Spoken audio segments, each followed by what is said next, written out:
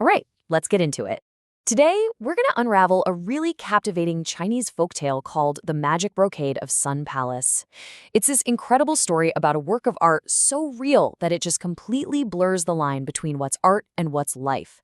It involves a pretty desperate quest, a huge sacrifice, and a journey to a mythical land that no mortal has ever seen. And this one line, right here, it sets the entire stage. At the very heart of our story is an old widow, and her talent, well, it wasn't just skill, it felt like pure magic. Her woven flowers, her birds, her animals, they were so realistic they honestly seemed like they could breathe. She was, without a doubt, the greatest weaver in the entire land. So, our story really kicks off with the weaver and this incredibly powerful dream. And it all starts with something as simple as a trip to the market. But that trip sparks a totally life-changing idea. So at the market, she sees this painted scroll of the mythical Sun Palace, this heavenly place where fairy ladies are said to live. And she is just completely captivated by it. She even says, "It makes me want to be there." Her son, Chen, sees this deep longing in her eyes, and he comes up with this brilliant idea. "Mother, why don't you weave the picture as a brocade? That would be almost like being there." And she does. Man, does she ever. She pours everything, absolutely everything she has into this work. For months, she weaves day and night, barely stopping to eat or sleep. Her eyes get bloodshot, her fingers are raw, and when Shen starts to worry about her, she just tells him, "While I weave, I feel like I'm there at Sun Palace, and I don't want to come away." She is literally weaving her own life force into every single thread. But then, this incredible act of creation is followed by a moment of just utter heartbreak. A sudden gust of wind comes along and changes absolutely everything. The very moment she finishes, the instant she ties the last thread, this powerful gust of wind just rips through their little cottage. It lifts the brocade up, whisks it right out the window, and carries it away, off toward the east. Just like that, months of work, her masterpiece, her very soul, it all just disappears into the sky. The loss is so devastating that the widow actually faints and becomes terribly sick. When she finally wakes up, her words to Chen aren't just a request, it's a matter of life and death. The weight of this command is what kicks the whole quest into motion. This isn't just about getting an object back, it's about saving his mother's life. And so, Chen's heroic quest begins. He doesn't hesitate for a second, but his journey quickly leads him to this mysterious guide who gives him a magical horse and a very, very strict set of rules. Chen meets this old woman, and somehow she knows exactly what happened. She lays out the whole path forward for him. First, the brocade was taken by the fairy ladies of Sun Palace themselves. Second, he has to ride her horse, because only the horse knows the way.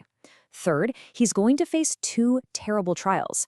And the final rule, the most crucial one of all, he must not, under any circumstances, make a single sound of complaint, no matter what. And this brings us to the journey itself, which is just this perilous test of pure, silent endurance against completely impossible odds. And what's crucial here is that these aren't tests of strength, they're tests of will. First up, he's got to cross the fiery mountain, with flames so hot they actually singe his skin. Then, he has to cross the icy sea, with freezing sprays soaking him right to the bone. And through all of that, the rule is absolute. Stay silent. No sound, not a single word of complaint. And this is where we see his incredible resolve. As the horse leaps through the flames, Chen can feel the fire on his skin, but what does he do? He just bites his lip and makes not a sound. While they're crossing the icy sea, he's shivering, totally soaked, but he just holds his tongue and says not a word. He passes both tests perfectly. And all that endurance, it pays off. After surviving the impossible, Chen arrives at the palace in the sky, becoming the very first mortal to ever reach this mythical place. And just like the old woman said, he walks into this grand hall and finds dozens of fairy ladies sitting at their looms. And what are they all working on? Well, they're making copies of his mother's masterpiece, which is hanging right there in the center of the room. Turns out they had summoned it with the wind because its beauty was just completely unmatched. So he made it. He proved he was worthy by passing those insane trials. He's standing right in front of his goal. But now comes the real test, right? How do you convince the magical people of this place to give up the very treasure they went to so much trouble to take? When Chen explains that his mother will die without it, the fairies are, well, they're alarmed. One of them, a fairy named Lian, she steps forward and offers this really compassionate compromise. Her words show a ton of respect for both his mother's art and her life. She says, "We surely must not let that happen to her. Only let us keep the brocade for the rest of the day. Tomorrow, you may take it back." This incredible act of kindness sets up the final, magical part of our story. The brocade itself comes alive. The journey home brings a transformation that nobody could have possibly expected. So Chen races back home, reaching his mother just as she's about to fade away. The moment he unrolls the brocade, color rushes back into her face. The art that she poured her life into literally gives that life right back to her. It's just this instant, magical restoration. But the magic is not over yet, not by a long shot. They take the brocade outside to see it in the daylight, and once again, a mysterious wind appears. But this time, instead of stealing the brocade, it lifts it up into the air, stretching it, expanding it, until it's not just a piece of cloth anymore. It becomes a gateway. And standing on the steps of the now life-sized Sun Palace is the fairy lady Lian. Turns out she had secretly embroidered herself into the picture and cast a spell, and she calls out to them with this urgent invitation.